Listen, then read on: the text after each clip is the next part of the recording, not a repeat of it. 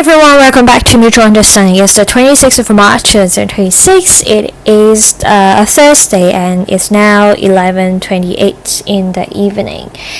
Today we will be talking about the Korean stock market, the tale of three tigers, and we'll be looking at why did the Middle East crisis break South Korea and what Taiwan and Japan knew. Look at the Asian markets right now. The Middle East is boiling over. The Strait of Hormuz is choked and the global capital is fleeing. But if you look closely at the devastation, a massive discrepancy emerges. Taiwan took a hit. Japan took a hit. But South Korea fell off a cliff. The KOSPI wiped out months of gains, plunging double digits in a matter of weeks. The Korean won absolutely cratered to 1517 against the dollar, and we are watching one of the largest one-day wealth destruction in modern Asian financial history. So I have to ask you, why? Why did the exact same geopolitical shock, a disruption in the Middle Eastern oil, cause Japan to bruise, Taiwan to stumble, but South Korea to bleed out? After all, don't all of these three Asian tigers rely on imported energy? The answer isn't just about oil. It's about arrogance. It's about the fatal flaw of prioritizing financial efficiency over national survival. Today we are going to unpack the four systematic failures that broke South Korea's economy and why the smartest guy in the room just engineered their own perfect storm. Grab a notebook and you are going to want to remember this. Act 1. Selling tofu cheaper than soybeans. This is the debt bomb that we'll be talking about. Let me introduce you to KEPCO, KEPCO, the Korean Electric Power Corporation. They hold a state monopoly on electricity. South Korea is an energy island. They import over 98%, yes, 98% of their fossil fuels. When global energy prices surged over in the last few years, what do you think happened to the cost of generating electricity? It skyrocketed. But did the Korean government let KEPCO raise consumer prices to match? Absolutely not. Politicians, terrified of inflation and desperate for votes, forced KEPCO to keep prices artificially low. Industry insiders call this selling tofu cheaper than the soybeans used to make it. Think about the math for a second. If you buy raw materials for $100 and legally are forced to sell the finished product for $70, how long do you survive? And because of this politicized pricing, KEPCO has amassed an unimaginable debt mountain of over 200 trillion won. I can't count how many zeros are there, and that's roughly 150 billion US dollars. KEPCO, they are bleeding over 3 trillion won a year just in interest payments. When the current Middle East crisis hit and oil spiked, this heavily subsidized system snapped. The government finally had to hit the panic button, begging citizens to stop using electricity and factories to power down. They had zero financial, and can you believe it's happening in 2026. They had zero financial shock absorbers left, but the electricity crisis is just the appetizer. The main course is how they manage their oil reserves. Act 2. The myth of 900,000 barrels. The bureaucratic trap. 1 second. Here is where South Korea thought they were absolute genius. If you look at history, specifically the 1973 OPEC oil embargo, Japan learned a brutal lesson. They realized that without energy, their economic dies.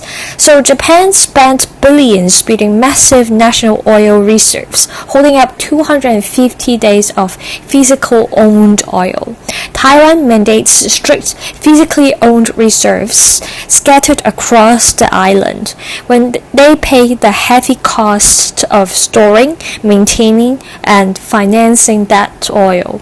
But South Korea's Korea National Oil Corporation, KNOC, thought they found a cheat code, the International Joint Stockpiling System. So instead of buying their own emergency oil, they built massive tanks in Yusan and leased them to foreign countries and oil majors. The foreigners pay rent, the oil sits on Korean soil, and the Korean government holds a right of first refusal to buy that oil at market price if an emergency hits. So zero holding cost, zero interest payments, plus rental income. That sounds brilliant, right? But let me ask you one critical question. Does a piece of paper giving you the right to buy something mean you actually own it? When oil shot past $120 a barrel, panic set in. Petrochemical plants across Southeast Asia saw the writing on the wall. They immediately hit the spot market, grabbing every physical barrel they could. Meanwhile, what was the South Korean government doing? Having meetings. Bureaucrats were sitting in boardrooms debating, should we execute our purchases right? Are we overpaying? Who is going to take the political blame if oil drops back to $60 or $80 next week?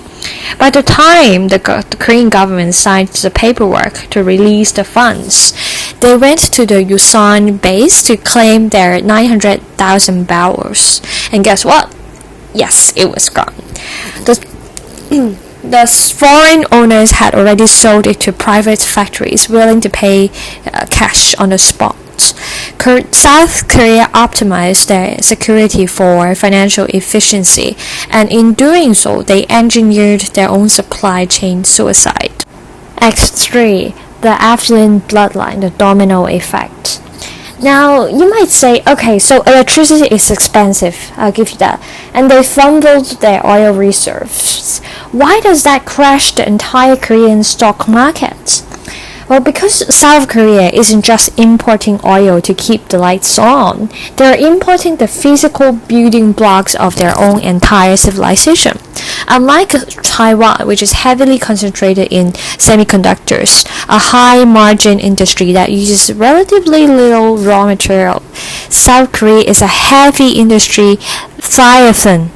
They are like the beasts, the monsters, ship-building, automobiles, petrochemicals. They rely on the Middle East for 70% of their crude oil and 50% of their naphtha. And naphtha is the lifeblood of chemical industry. You crack naphtha to make ethylene. Ethylene makes plastics, synthetic packaging, and synthetic rubbers, etc. And the car parts that Hyundai, and Kia needed to build vehicles. South Korea chaebols, they have adopted the same the Japanese just-in-time manufacturing model to save on warehousing costs. They pushed their inventory buffers down to practically zero. So what happens when the Strait of Hormuz gets squeezed? There is no buffer.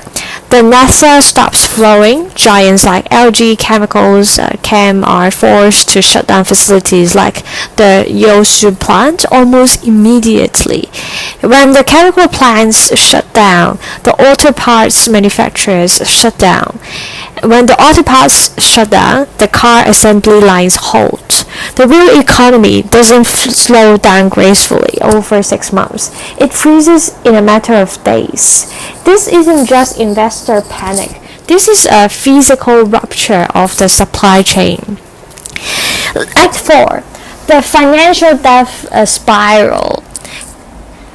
And that physical rupture triggers the final fatal blow, the financial amplifier. If you remember the 1997 Asian financial crisis, you know how vicious currency death spiral can be. South Korea's stock market, much like it went in 1970s, is heavily dominated by foreign capital. Giants like Samsung and SK Hynix make up a massive chunk of the index.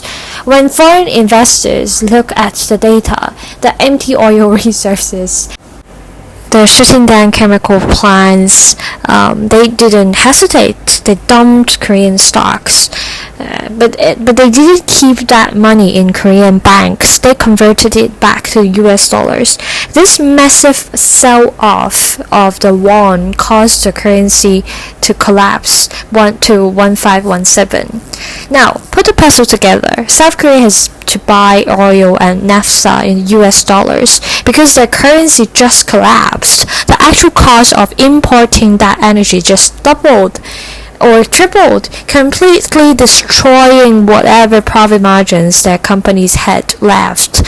What causes foreign investors to panic more, sell more stock, and crash the won even faster and further? This is a textbook death spiral. So, what is the lesson here for investors, for policymakers, and for us watching the markets? Energy security is not a financial optimization project. South Korea looked at the heavy, burdensome costs of national security and thought they could outsmart the system with financial engineering and extreme efficiency. But efficiency only works in a predictable world.